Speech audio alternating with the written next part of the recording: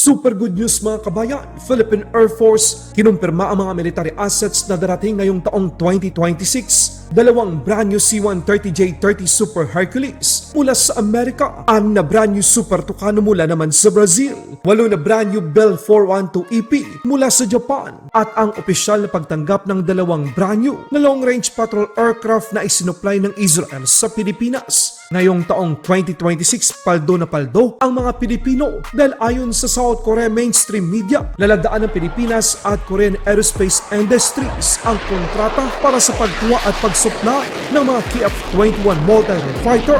Philippine Air Force piloto na, builder pa ng FPV drone na ginagamit ngayon sa modernong digmaan. Ipinakita at kinumpirma ng isang magiting nating Air Force na sila mismo ang nagdidisenyo at gumagawa nito basta lahing Pilipino. Magaling, lalong-lalo na kapag may suporta mula sa gobyerno.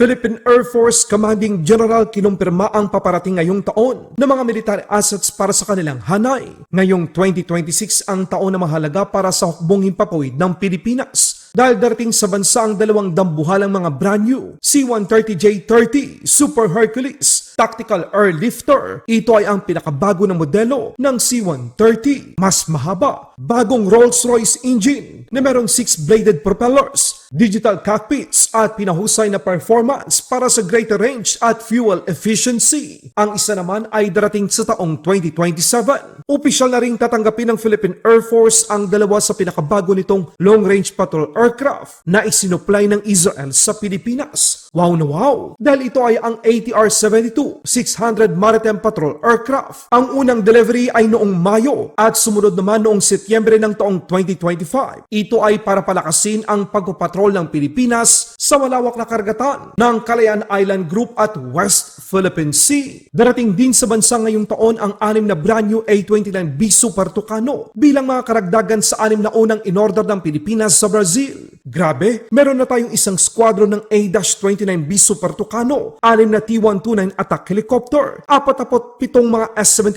Black Hawk helicopter na magkakaroon ng mga M134, 6-barrel Gatling gun, 23 mga FA-50 fighter jets, at inaaasahan ngayong taong 2026 ayon sa South Korean mainstream media, lalagdaan ng Pilipinas at Korean Aerospace Industries ang kontrata para sa mga KF-21 Borame multi-role fighter. Ang Pilipinas kung mahal, palakas ng palakas. Hindi lang yan mga kabayan, darating din sa bansa ngayong taong 2026 ang 8 mga Bell 412EP utility helicopter na binili naman ng Pilipinas sa Japan. Grabe, sabihin man natin na kulang pa to, pero malayong malayo na ang narating ng Armed Forces of the Philippines Modernization Program. Kung ikukumpara natin noon, ito ang patunay na kapag seryoso ang gobyerno na punduhan ang sandatang lakas ng Pilipinas, magiging malakas tayo. The Air Force has a very successful 2025, and we are always looking forward to our way ahead to make it even a better and relevant major service organization. So kami po sa hinaharap, lalo na po next year, meron po kaming naiplano at inaasahang parating na mga capability po na lalo na pong magpapatibay sa ating adhikain na maging interoperable at saka integrated para po yung joint force execution po natin ay lalo pong maging epektibo. Narito po yung parating na dalawang C-130J next year. 3 po yan pero darating po next year yung dalawa. Meron po tayong 6 po na Super Tucano na nakaprogramang dumating. Meron din po tayong 8 na Bell 412 EPX na makakatulong po ng malaki sa ating HADR operations. Meron po tayo ring i-accept na long-range patrol aircraft. 2 po yon. Ito po ay darating next year. Yung isa po ay sa Pebrero, ang isa po ay sa June.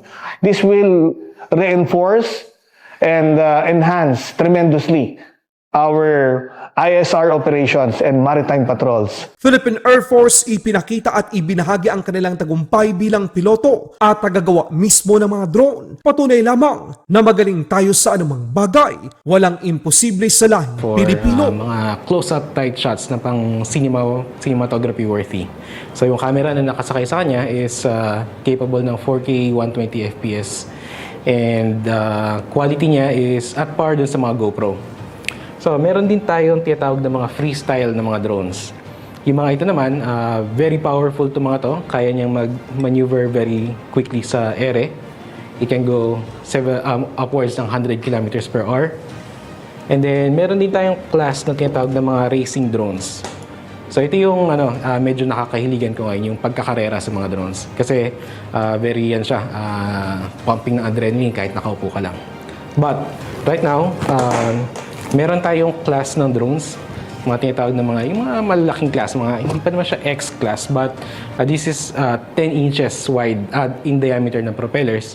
And right now, for our purpose here in the military, we're testing its capabilities to carry several kinds of payloads.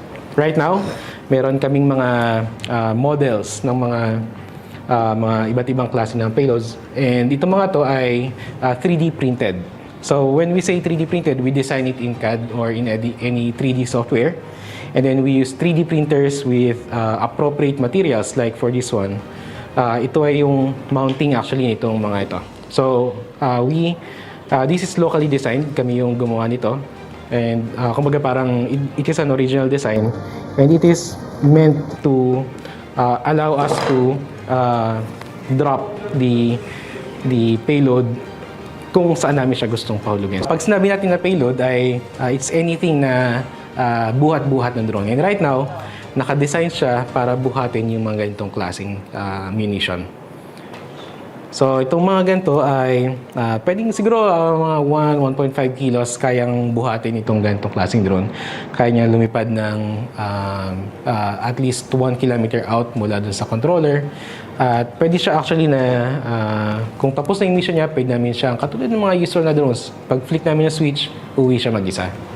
So, pero at the same time, meron kaming full control sa kanya. So, nakagaggles kami, kaya namin siya i-guide kung saan namin siya mismo gustong papuntahin. And that's the reason kung bakit kaya ng mga ganitong drones na gumawa ng mga precision strikes or talagang pinpoint na pag-deliver ng mga payload, kung ano man yung payload na yan. Meron tayong mga small class size na mga drones na meron pa rin siyang ingay pero hindi siya ganun kaingay in the sense na from several hundreds of meters away ay ma-detect mo na sila. So these are quiet enough so that alam mo na nandyan sila kung nandyan na talaga sila. So this can be used for gathering intelligence, visual intelligence na hindi kaya nung pupuntahan ng actual na tao. So in terms of range, yung mga video transmitters ng mga ito ay very powerful.